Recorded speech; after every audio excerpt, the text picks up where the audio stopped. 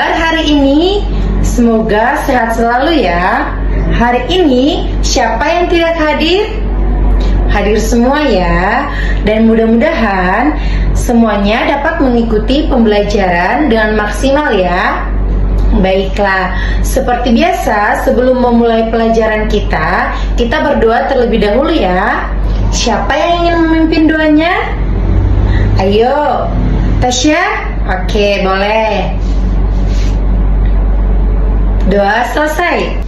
Biar belajarnya makin semangat, mari kita menyanyikan lagu nasional Satu Nusa Satu Bangsa. Mari kita nyanyikan sama-sama.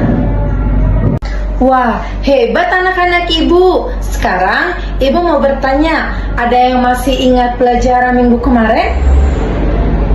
Tentang apa saja sih yang dipelajari di minggu kemarin? Ada yang masih ingat? Ya, betul sekali, tentang pengertian dari tumbuhan hijau. Nah, tumbuhan hijau adalah sumber makanan dan nutrisi bagi semua hewan dan makhluk hidup yang ada di bumi. Dan ada juga yang masih ingat apa saja manfaat dari tumbuhan hijau? Oke, ya betul. Tumbuhan hijau manfaatnya adalah yang pertama, mengurangi polusi udara, di mana keberadaan tumbuhan hijau ini di berbagai kawasan terbukti sudah ampuh untuk mengurangi tingkat polusi udara. Nah, tumbuhan hijau ini juga bisa mengendalikan suhu di dalam suatu wilayah. Dan tumbuhan hijau ini merupakan penghasil oksigen, di mana melalui suatu proses fotosintesis. Nah, hari ini kita akan melanjutkan pembelajaran kita. Adapun tujuan dari pembelajaran kita, yang pertama, siswa dapat menjelaskan konsep keanekaragaman hayati dan memahami pentingnya bagi ekosistem.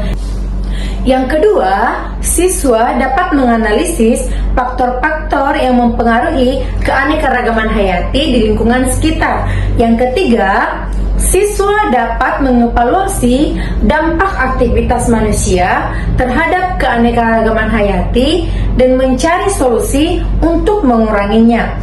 Oke, sekarang ibu ingin kalian membuka buku IPA kalian halaman 120 tentang keanekaragaman hayati. Ibu ingin kalian membacanya terlebih dahulu. Oke, setelah kalian membaca di halaman 120, sekarang apa itu pengertian dari keanekaragaman hayati? Ya, betul sekali. Keanekaragaman hayati adalah variasi makhluk hidup yang mencakup perbedaan dari gen, spesies, dan ekosistem di suatu daerah, di mana meliputi semua bentuk kehidupan manusia, semua bentuk kehidupan hewan, dan tumbuhan. Oke. Nah, menurut Sudarsono pada tahun 2005, keanekaragaman hayati adalah segala bentuk variasi mengenai ketersediaan jenis genetik dan keberagaman ekosistem. Nah, sekarang Ibu ingin menampilkan tentang video keanekaragaman hayati. Ibu ingin kalian menganalisis atau mengamati tentang tumbuhan dan hewan yang termasuk di dalam video tersebut yang mencakup di dalam kategori keanekaragaman hayati. Oke, Ibu tampilkan videonya ya. Mengenal keanekaragaman hayati di Indonesia. Hai teman-teman, pernah dengar tentang keanekaragaman hayati? Keanekaragaman hayati merupakan sebutan untuk beraneka ragam makhluk hidup yang ada di bumi.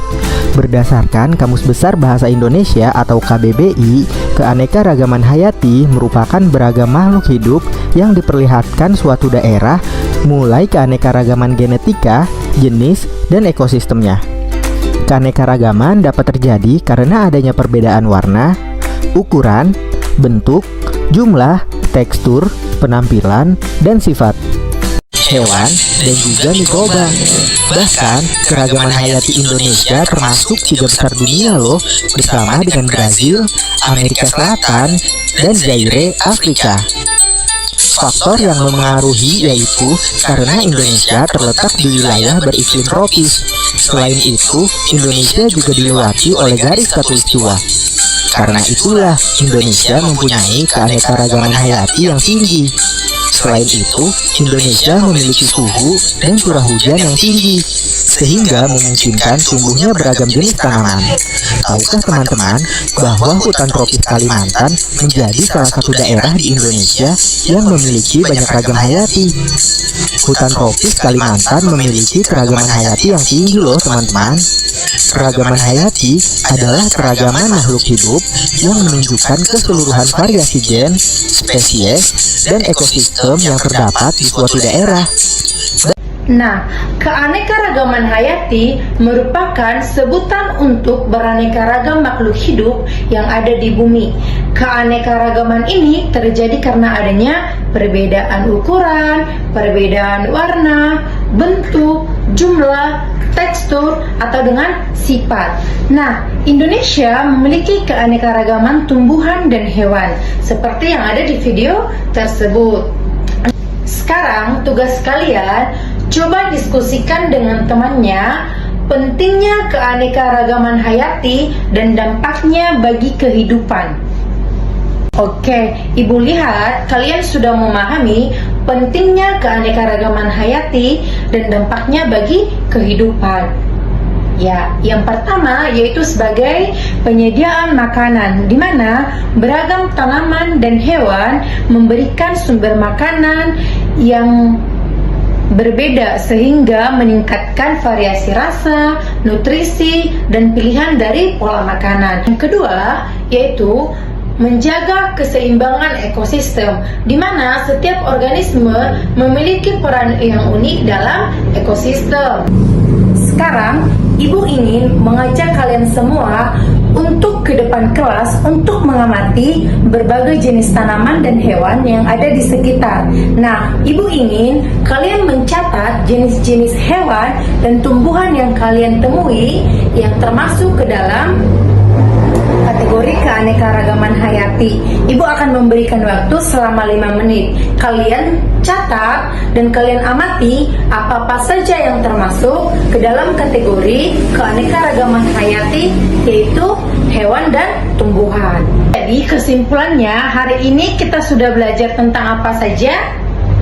Ya, betul sekali. Yang pertama, kita sudah belajar tentang pengertian keanekaragaman hayati. Yang kedua, kita sudah belajar tentang pentingnya keanekaragaman hayati dan dampaknya bagi kehidupan. Yang ketiga, kita sudah belajar tentang berbagai jenis hewan dan tumbuhan dalam keanekaragaman hayati. Oke, sampai sini paham semua? Oke, paham ya? Baiklah, selesai sudah pembelajaran kita hari ini. Tugas kalian di rumah mencari salah satu jenis hewan dan tumbuhan yang menarik menurut kalian, yang termasuk ke dalam keanekaragaman hayati. Oke, dikumpulkan di minggu depan, pertemuan berikutnya.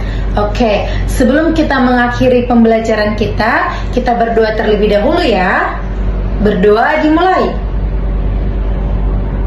Doa selesai. Oke, terima kasih semuanya. Selamat siang.